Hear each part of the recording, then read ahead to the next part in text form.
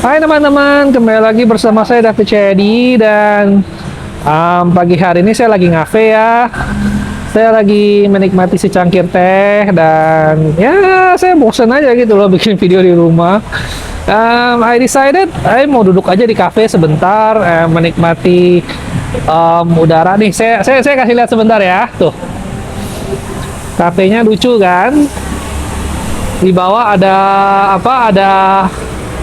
Ada tempat cuci mobil. Jadi ya konsepnya sih menurut saya dari segi bisnis lumayan juga ya. Jadi tempatnya cozy, adem, dan ya kalau mau cuci mobil di bawah ya tinggal tunggu aja di sini sembari ngopi dan sembari konten atau sembari main HP atau ya ngapain aja gitu loh. Kalau dari soal harga saya rasa standar cafe lah ya, standar cafe Bandung. But anyway, ya saya hari ini ingin bicara mengenai resesi ya. Kan lagi musim tuh, banyak influencer juga ngomong soal resesi. Nah, bagaimana sih menurut saya resesi itu apa sih? Menurut saya resesi itu ya it's coming. Satu, it's coming, it's real. Tapi ya cara menyikapinya ya biasa aja. Esok matahari masih akan terbit, kita tetap harus bernafas, kita tetap harus makan, tagihan harus tetap dibayar, usaha harus tetap berjalan, pekerjaan juga tetap harus kerja, entah resesi, entah boom ekonomi atau gimana. Yang sukses akan tetap sukses, yang susah akan tetap susah, ya kan. Anak sekolah juga tetap harus sekolah. Jadi kemarin saya dikasih forward ya, katanya dia bilang begini apa? Ya, kalau kita harus menghadapi resesi, kita harus berhati-hati. Kita harus investasi, kita harus bijak, kita harus menyisihkan 3 kali omset. Ya, saya langsung matiin videonya, terus terang. Bukan saya sombong gimana, tapi gimana caranya saya menghasilkan 3 kali omset di saat resesi begini. Kalau misalkan semua orang bisa menghasilkan 3 kali omset kayak begini, ya nggak usah ngomong gitu kan. Berarti saya tidak terlibat resesi, omset saya naik 3 kali lipat gitu kan. Bagaimana cara mengelola keuangan yang baik, bagaimana cara berinvestasi yang baik, ya menurut saya sih setiap hari juga kita tidak perlu tunggu resesi, kita juga tetap harus berinvestasi yang baik dan benar. Tapi saya tidak akan bahas itu mengenai di video saya akan bahas khusus mengenai resesi ya. Nah, jadi resesi ke-1 it's real, it's happening. Di Eropa juga sudah terjadi ya kan, di Eropa, di dunia, di China, di Jepang, di Amerika juga sudah terjadi. Sekarang Fed rate itu kalau nggak salah di 6,75%. Jadi it's real ya. Saya nggak bilang resesi itu bohong, saya nggak bilang resesi itu mengada-ngada. Bahkan teman saya ada yang bilang ini cuma gorengan doang. Saya bilang gorengan dasmu gitu kan. Jadi bukan gorengan ya. Sri Mulyani semua juga udah bilang ini resesi bakal coming. Nah, saya lebih ingin cerita mengenai bagaimana sih cara kita sebagai average Joe. Average Joe itu maksudnya ya orang biasa-biasa saja. Bukan pengusaha kaya raya, bukan anak konglomerat, bukan konglomerat, bukan perusahaan sultan, bukan gimana. Ya, rata-rata mungkin kalau misalkan saya tunjukkan penonton saya mungkin UMKM, yang buka toko kecil-kecilan, yang pegawai, segala macam. Nah, pertama, tips saya adalah keep your mind healthy. Ya, jangan tiap hari kita dibombardir dengan ketakutan akan resesi.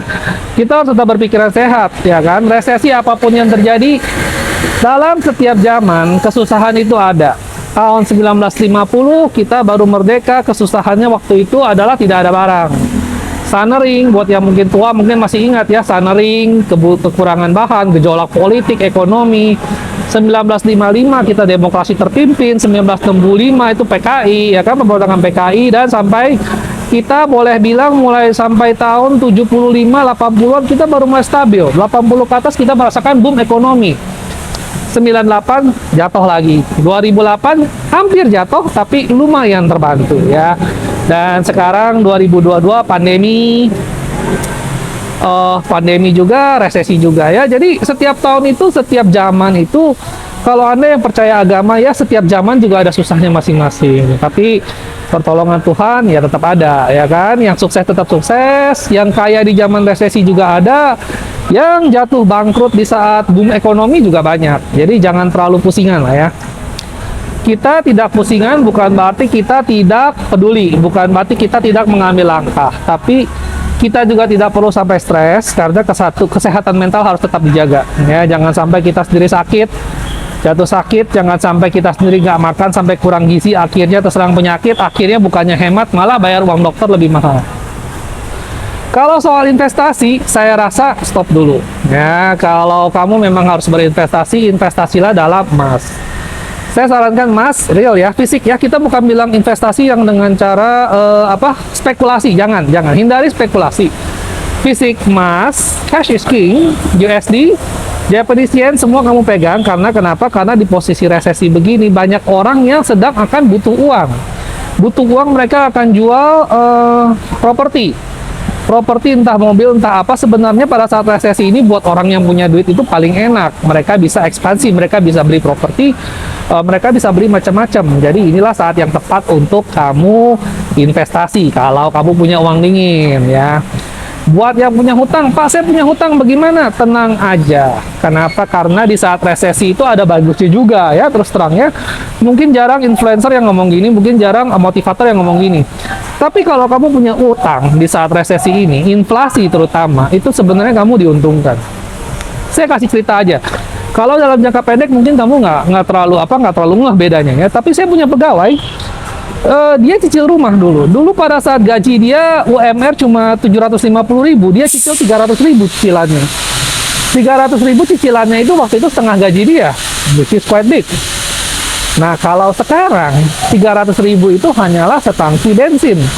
Jadi tentu saja cicilannya semakin berkurang karena nominalnya semakin nominal itu tetap. Biasanya cicil kalau misalnya 500.000 sebulan, 10 tahun dari sekarang pun tetap 500.000 sebulan. Jadi sebenarnya tenang aja, kalau perusahaan rumah Anda naik, kan otomatis aset Anda naik 2 kali lipat, tapi cicilannya tetap. Jadi jangan terlalu pusing soal cicilan. Yang penting Anda sanggup masih bisa bayar. Oke, nah itu 1, jaga kesehatan. 2, investasi. 3, jangan terlalu pusing soal hutang. Buat pegawai, buat kalian yang masih pegawai, jangan banyak cincong, jangan banyak macam-macam, kerja yang benar, usahakan kamu jaga posisi kamu, apalagi di saat-saat resesi ini. Karena di saat resesi pasti susah cari kerja. Saya nggak usah ngomong ya, kalian juga pasti bisa ngerti dong, di saat resesi pasti susah cari kerja. Jadi kalau bisa jangan mulai hitungan sama bos, jangan sok pinter, jangan ngelawan, kerja yang benar ya. Nanti 2 tahun, 3 tahun posisi udah mulai booming ekonomi, barulah mulai aneh-aneh. Sorry, terlalu bersemangat. Oke. Nah, keempat, buat kamu yang nggak punya kerjaan, it's tough. I know, it's tough. Ya, saya nggak bilang gampang. Jangan mau mulai usaha kuliner, Pak. Ya, hati-hati juga, karena resesi ini lagi jatuh semua ya. Memang memulai sesuatu yang bukan kebutuhan pokok itu sangat sulit di saat resesi. Kamu jual kekinian, jual makanan, jual dimsum segala macam kelihatannya enak, tapi ada kendalanya masing-masing. Saya tidak akan bahas di video saya kali ini. Tapi buat kalian yang mau usaha, ingat juga hati-hati, hitung yang benar. Saya bukan bilang pasti gagal, tapi hitung yang benar. Karena pada saat resesi ini, disposable income dan daya beli masyarakat juga semuanya nyungsep. Jadi kamu hati-hati saja. Apakah pasti gagal? Belum tentu. Bisa saja begini, saya kasih kamu gambaran ya. Misalnya yang tadinya saya makan di McDonald's, saya makan di KFC, karena terimbas ekonomi resesi, saya jadi makan di kaki lima. Jadi yang kaki lima sebenarnya harusnya bukannya sepi, malah tambah rame. Bisa nggak? Bisa aja. Yang tadinya mungkin beli Kijang, beli Fortuner, beli segala macam, terkena imbas resesi, belinya Avanza. Jadi bisa saja Avanza malah penjualannya meningkat. Seperti misalnya di Amerika, kalau misalkan resesi, yang pertama naik sahamnya adalah Walmart, Costco, dan semua chain store yang istilahnya kayak jual grosiran lah ya, itu mereka pasti naik sahamnya. Oke. Nah, investasi yang boleh Anda pikirkan juga adalah saham, karena menurut saya saham itu sekarang lagi pada nyungsep. Tapi lagi pada nyungsep, betul, justru itulah kesempatan untuk kita beli. Karena kenapa? Saya nggak sembarangan ngomong, fundamentalnya masih bagus. Indonesia itu fundamentalnya masih bagus. Oke, asetnya masih real, asetnya masih berupa gedung dan segala macam, itu masih real, dan nilainya itu kena inflasi. Jadi kalau saya punya saham, katakanlah ya saham BCA gitu. BCA itu kan sahamnya termasuk gedungnya, termasuk asetnya, termasuk segala macam. Kalau harga gedung mengalami inflasi, gedungnya tadinya saya katakan 1M jadi 2M, otomatis asetnya akan bertambah. Ya tentu saja ini kita nggak bilang 1 bulan 2 bulan ya, mungkin bisa 2 tahun, 3 tahun, 4 tahun, 5 tahun. Tapi ekonomi tidak akan nyungsep selamanya. Nanti kalau begitu naik, investasi Anda akan juga naik. Minimal lebih baik daripada simpan di deposito, karena deposito bunganya hampir kalah dengan inflasi. Ada saudara saya yang bilang, tapi Fit, inflasi cuma 2-3%. 2-3% dari mana? Jualan tahu naik 15%. Bensin naik 15%. Parkir dari 2.000 jadi 3.000 sekarang sudah naik 50%, ya kan? Listrik sudah naik 15%. Semua sudah naik, semua sudah naik. Dari mana dapat angka 3%-nya? Saya juga mau tahu, coba hitungannya dari mana. Dari pemerintah, ya saya sih nggak percaya. Terserah Anda mau percaya mau nggak, tapi saya tidak akan begitu saja percaya. Oke? Nah, kebetulan juga, tadi saya ada bahas apa aja ya, kesehatan mental, investasi. Maaf ya Bu ya, saya makasih. Maaf mengganggu. Nah, jadi investasi, kesehatan mental, saya jadi lupa. Kesehatan mental, terus kerja yang benar, jangan banyak macam, jangan banyak invest. Tapi kalau misalkan Anda adalah pengusaha yang geli, ini juga adalah peluang yang bagus untuk investasi, untuk ekspansi, sorry. Kenapa? Karena satu hal, properti sedang murah. Kedua, tenaga kerja sedang berlimpah, ya kan? Di saat resesi kamu cari pegawai itu gampangnya setengah mati.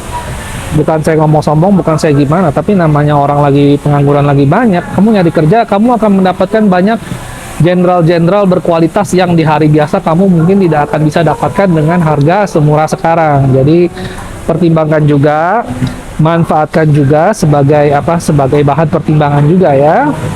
Nah, terus buat ibu rumah tangga, resesi mesti gimana? Ya biasa aja lah, cuman kurangin belanja, kurangin segala macem, jangan terlalu gimana.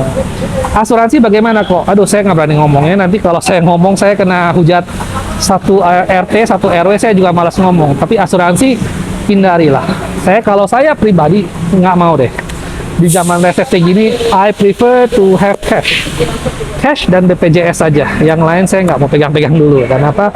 Karena likuiditinya sangat-sangat boleh dibilang nol, investasinya juga dibilang nol, terus dibilang maksudnya bukan nol ya, tapi returnnya tidak sebanding dengan resesi, dengan inflasi, dengan returnnya secara persentase yang diberikan itu kalah sama rate of inflation. Jadi menurut saya itu tidak bijak kalau saya investasi di sesuatu hal yang angkanya fix. Misalkan returnnya dijanjikan 5% per tahun saja, katakan deposito di 3%, dia berani janji 5%, inflasi kita 15%, 10%, saya udah rugi 5% per bulan gitu kan.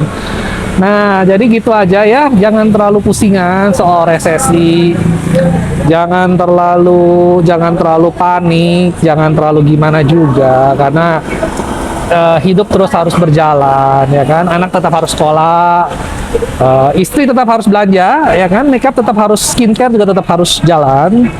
Jadi keep healthy mind, positive thinking saja. Ini bukan cuma kita doang yang ngalamin, satu Eropa, satu dunia juga ngalamin. Orang tua kita juga pernah ngalamin resesi, inflasi, sunering, kerusuhan, politik, mereka semua sudah ngalamin, dan mereka semua juga survive ya. So keep positive, jangan terlalu banyak dengar influencer lah, jangan terlalu banyak dengar motivator kecuali saya ya. Keep healthy mind, be careful with your money, kerja yang benar, jangan banyak aci-aco ya, jangan banyak cincong, kerja aja yang benar. Kalau ada usaha, jangan endorse, jangan marketing offer segala macam. Keep it simple. Ya gitu aja sih dari saya ya. Semoga resesinya imbasnya tidak begitu serius dan kita bisa cepat melewati masa-masa seperti ini. Sekian dan terima kasih dari saya. Saya mau kembali menikmati teh saya. Semoga videonya bermanfaat bagi Anda ya. Terima kasih.